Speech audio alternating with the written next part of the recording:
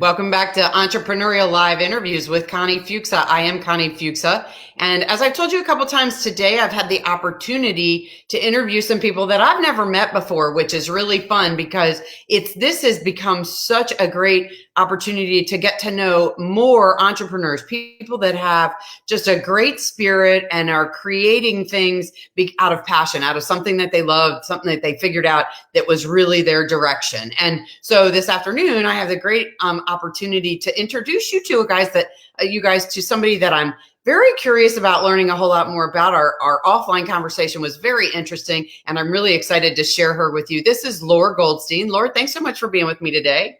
Oh, thanks for having me. This is awesome. Excellent. Very good. So, Laura, tell us about you. Who are you? Where have you come from? What have you been doing in your life, entrepreneurial wise, or as careers? And then where are you now? What's your business now? What do you do? And how did you get there? Oh my goodness, that was so many questions at once. I'm like, wait, what was the first question? Okay, so where I am, well, physically I'm in Annapolis, Maryland, but I am a reader of souls, and my passion in the world is teaching people who they are at soul level, their greater purpose, their gifts, their zone of genius, and helping them create alignment in their business so that things flow. I mean, we all want to experience ease, flow, alignment, abundance. And the best way to do that is to really align your work in the world with what is really authentic to you. So that is my business, what I'm doing today in a nutshell. How did you come? I have so many questions, but first of all, how did you come about doing this? Is this something you've been doing for a long time?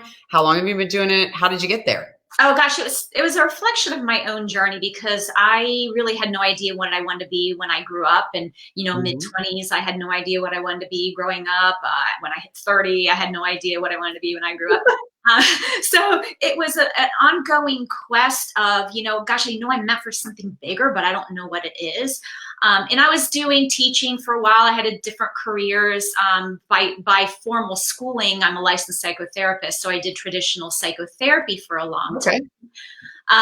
And then I ended up working in a Yupik Eskimo village in Alaska, where no tourists go. And it was there that I actually connected with myself and started to understand who I was. And it made such a difference in my life. It was like this confidence that I never knew that I had. So then I started bringing my work when I ended that 2-year, gig there. When I came back to regular psychotherapy, I just started implementing what I knew into my practice, and it made such a huge difference in my clients. So it's really what I'm doing now is a reflective of my own journey, like seeking that purpose. And gosh, I know I'm meant for better things, and this is sort of kind of right, but it doesn't really fit. And, I just want to do what I know that I'm supposed to be doing.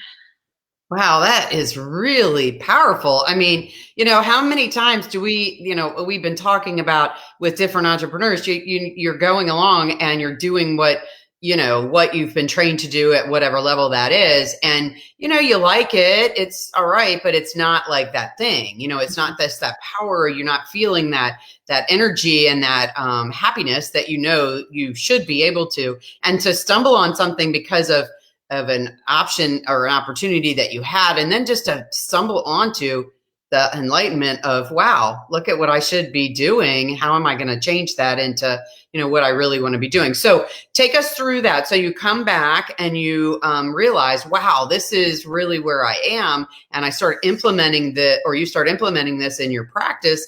And obviously at some point you went from that psychotherapy practice to what you're doing now.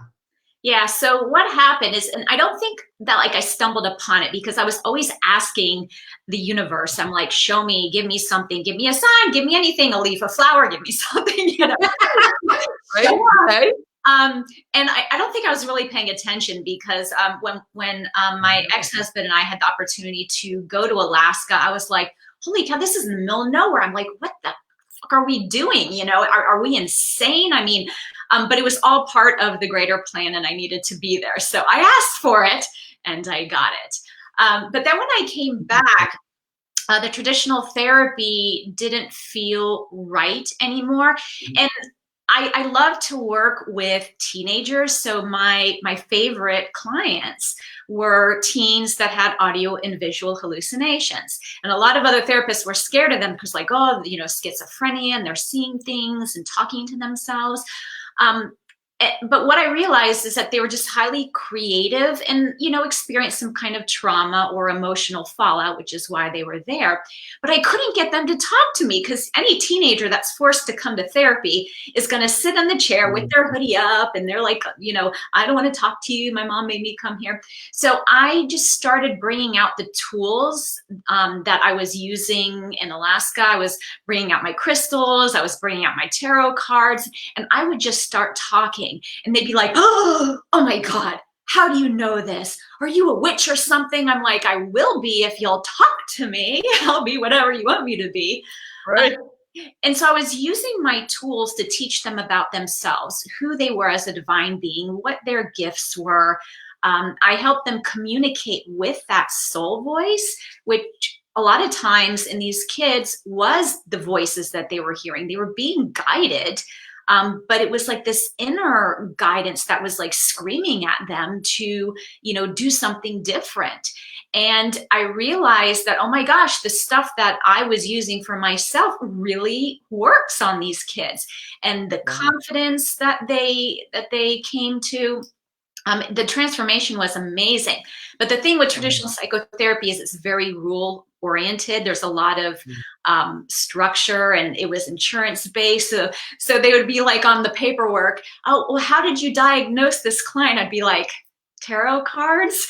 And Oh, yeah, so not widely acceptable. So I had to leave the traditional therapy and just kind of go into coaching, consulting, whatever it is. right. Very interesting. Very interesting. So, what is a tradition? I mean, what is it? Well, I guess you sort of explained it when you were talking about these teens, but how do you find the people that you work with that, I mean, obviously it's somebody who has a need and that is looking to try something out of traditional medicine, obviously. So, I mean, that's a whole different realm. And I think our society is becoming a lot more accepting to these different concepts that are out there now than more than maybe even 10 years ago. But how exactly do you find people that need you? And what does that person look like besides a teenager, obviously, that has some deep rooted issues? But I mean, obviously, I'm sure you serve a wide range of people with different kinds of needs. I do. Unfortunately, working with kids, they are never my client. It's always the parents. So it does get a little more complicated.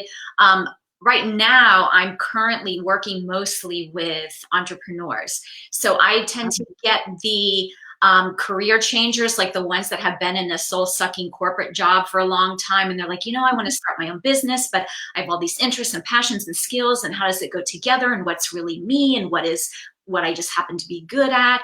So I get those. But then I also get business owners who really want to create more alignment, really step into their own authenticity. They want that flow in their business. They want, to market in a way that feels like them. They want to sell in a way that feels good to them. So right now, that's really my primary market.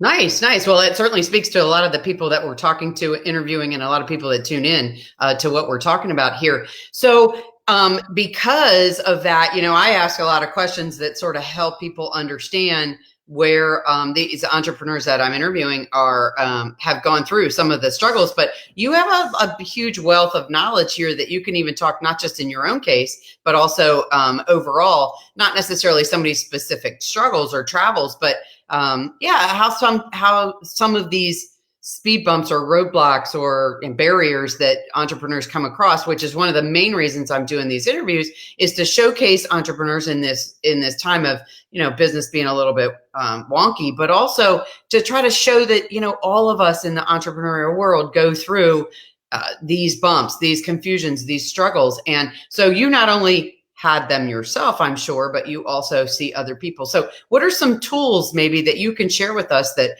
can help us understand how to get through this stuff instead of hitting that roadblock and just sitting down and saying, I can't do it?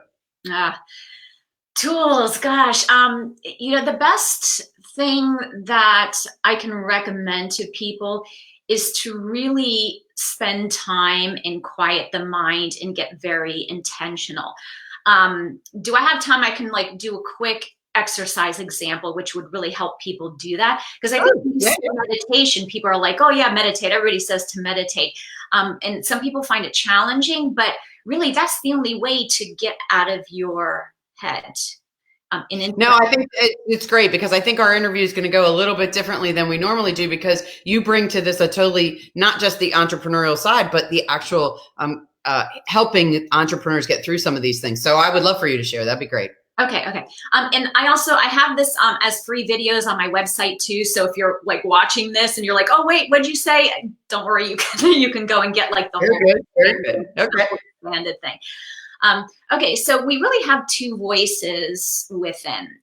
We have our ego voice, which is that fear-based voice. It's the voice that always wants to keep us, safe and secure. And sometimes it's like our cheerleader, and it's like, oh yeah, you rock, you got this. And other times it's like, you suck. I can't believe you did that. Why did you do that? So it's like sometimes our cheerleader, sometimes our greatest critic. So we have that voice, but we also have our soul voice. And our soul voice, call it your intuitive voice, if you will.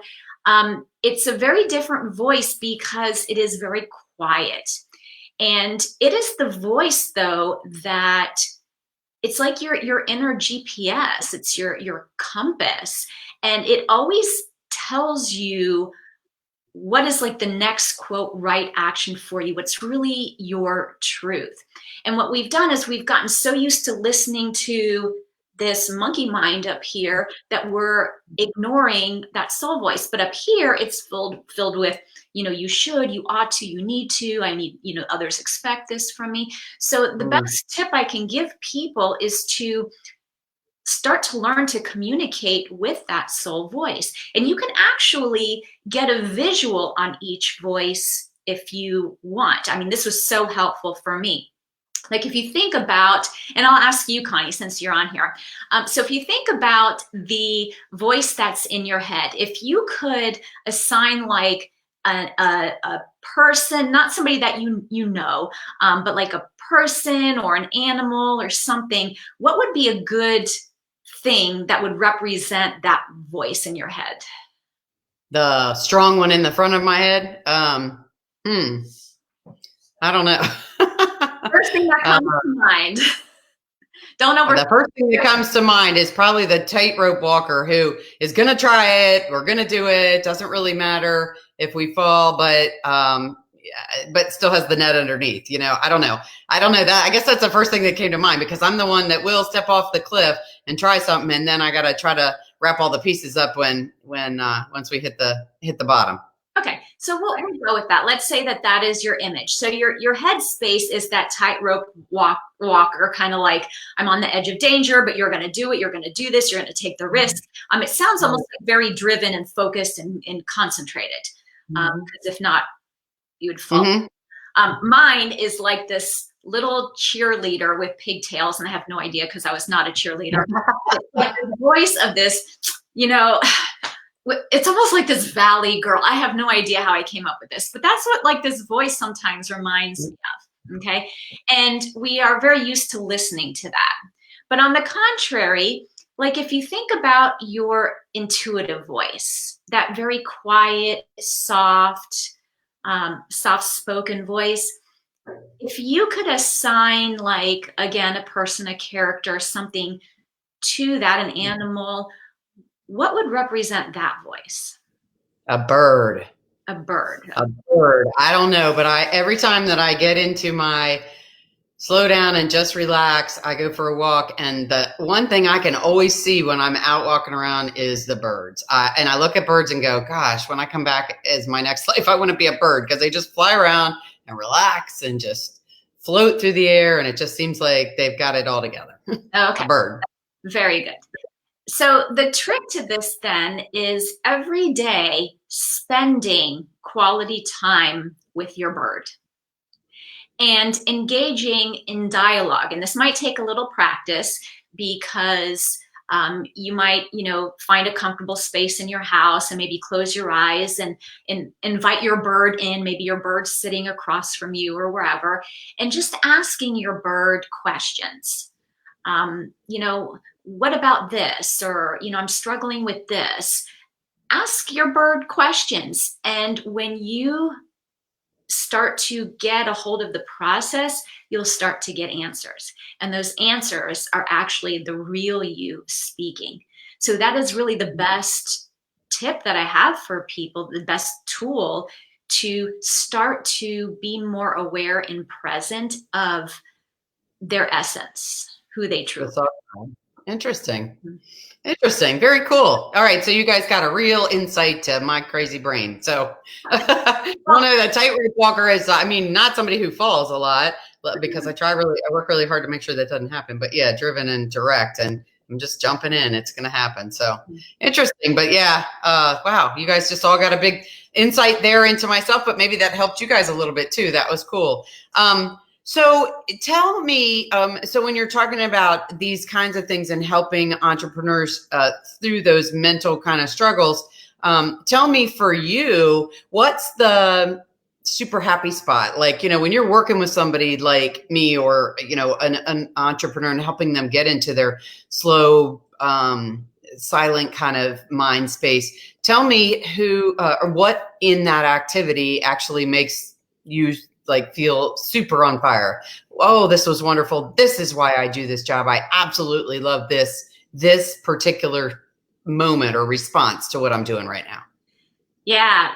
As an intuitive, being able to acquire information that isn't of somebody's immediate awareness is so rewarding, because a lot of times we're kind of sort of on the right track, but we just need that validation so that we're confident in moving forward. Or there's some pieces missing, it's it feels sort of kind of right. And when I can use my abilities to, look into, kind of what archetypes are you operating from, or what soul gift are you ignoring that you're not bringing in, and I can share that with people, and to see them get that, oh my gosh, that makes so much sense, that is just so rewarding, because I feel like I have just completed a missing piece for them. They now have what they need in order to move forward. Nice. I like that a lot. So we talk a lot about people on your team, or people that surround you that make you stronger or keep you on track, or direction, that kind of thing. And so talk to us a little bit about, obviously you don't have anybody that works for you, but talk to us about how, as an entrepreneur, you went into something that you felt really strongly about, that you're working with people on, but obviously you have to have a little bit of help with some of the mechanics of things. And so we talk about a lot of times with entrepreneurs about not being afraid to bring in other resources or tap into people's thoughts, having colleagues that give you, that validation and those kinds of things. So talk to us about how that works inside of your business. Yeah, I do actually have some practical help. I have a great website guy, and I have someone who helps me with social media. Both are wonderful. And, they kind of hold me accountable, because I know if I don't do this post, my social media guy is going to be like, oh. So I do find it valuable to have that help. I always, too, also believe in having my own mentor or coach. And sometimes it's, I just got off a year-long program with a couple ladies. And then sometimes it might be shorter term, but I'm always working with some kind of coach or mentor that is helping me, stay on track, really be in tune. So that, I think, to me, that is the most essential to have on your team. I love this because so many people, and if you guys have listened to any of our interviews, almost every one of them has someone that they work with that keeps them accountable. And a lot of people, especially solopreneurs or very small business owners, don't appreciate or respect the expense that is part of their should be part of their budget, the bottom line part of their budget. I mean, a mentor may be somebody that you just reach out to, that you guys connect and they help you keep your brain focused. But a coach is somebody you're going to pay, and there's a coach to help you with everything in the world, with health and wellness and exercise and mental stability and business directions and business development and business plans and all types of things. And one of the things that I like to bring this up, obviously I do business coaching as well, but one of the things I work on is helping people discover all of the information that's in their head so they can share their expertise, because they are the expert in their field. And I want to encourage them to share their expertise. But I love this concept because, not because I do a lot of that too, but because it took me a long time being a solopreneur. You have to be confident. You have to jump out and say, I know how to do this and I'm doing this and I don't need any help. And that's totally not true. And also sometimes we have a tendency to fall into a trap of saying, if I ask for help, I'm weak. And you're not. What it does is make you stronger, because you're reaching out to people that are doing it the right way, the way that you respect, you trust, and you're asking for their assistance. And more often than not, they're willing to jump in and say, hey, let me give you some ideas. Absolutely. I find more money blocks around this than anything, like, oh, I can't pay that for a coach, and, I'm just going to DIY it. And, fine, I get it. If you're just starting, there's a lot of things you can DIY, but there's a lot of things that you can. And I've invested like thousands of dollars, in my own coaching and mentoring. So, but it pays itself back. That's what I was just going to say. And your return is huge because you've grown so much in that. Yeah, absolutely. Yeah. This is incredible. When we talk about this stuff, people just don't, it's either a pride thing or we're not figuring that out as a line item expense. And it definitely needs to be. Yeah, absolutely. And I love it too. I mean, it's motivating and inspiring, and I've had a couple of coaches that I'm like, I didn't get as much out of it, but I think that happens. I've always learned something from every experience, no matter. Nice. So if you could share something with us that you've learned from the entrepreneurial side of your business that could help somebody else not hit that stumble, or maybe that they hit it, but when they hit it, this is what they do. Give us an idea of that. What is something that you've experienced that you think would be like just crucial advice to help somebody else? In entrepreneurship itself? Yes, ma'am. It all comes down to knowing thyself, because I know how I operate. I know how my mind works. I know, my gifts at soul level, and it puts me in a position to make so much better choices when it comes to choosing systems and tools, choosing partnerships for things, choosing a coach, because I know what my gaps are. I mean, I know what I'm good at. I also know what I really suck at, because that's important too. So I know where I need support. But I also know the type of people that will not align with me, and the type of tools, systems, resources that will and will not align with me. So it's a huge time saver and money saver. So it's not like, oh, I use this one, email system and I recommend it to everybody. For me, it's like, you need to know yourself so that you can make the best choices possible. Right. Very good. That's really insightful advice. So if you were in a room of 5 people and, you couldn't get out until you guys all discussed and became proficient about what everybody else does for a living, tell us what you do for a living in 10 words or less. Teaching people purpose, gifts, and their zone of genius for more alignment in their business. Oh, I like that. That's very concise and to the point. I really like that. Is there any special? I'm a girl. Very good. Is there any specials you have going on, or any activities or things on your website that you need us to know about? Yes. Like I said, if you want to go to my website, down at the bottom, you can get 3 videos, 3 steps to getting clarity around purpose and gifts. And I walk you through in greater detail that quick little, ego voice and soul voice activity. So you can get that for free. I Nice. have my next workshop coming up is actually spirit guide channeling, which is just way fun. But I'm always, I've got different workshops going on. I always have different programs going on. So it's best to get on my email list. And that way you can just kind of keep abreast of what I'm offering and what's going on. So can you tell us what your website is? Yes, it is Soul Wisdom Lore, SOUL Wisdom LORE.com. Very good. And if somebody wants to find you anywhere else besides on your website, Facebook, Instagram, LinkedIn, are you on all of those? Yeah, I am. Facebook, Lore Goldstein, Instagram, I think so. Sometimes I'm Lore Early Goldstein. Some of those I have like my middle name in there, but just type Lore Goldstein, you'll find me. The only thing I don't do is tweet. I'm not a tweeter because I have too many words. Yep. I'm not a tweeter either. So I'm with you. Very good. Do me a favor too, is put in the comments below our video when we're done, what your website is. That way, if anybody wants to click on it, they can find it easier. We want to make sure it's as easy as possible.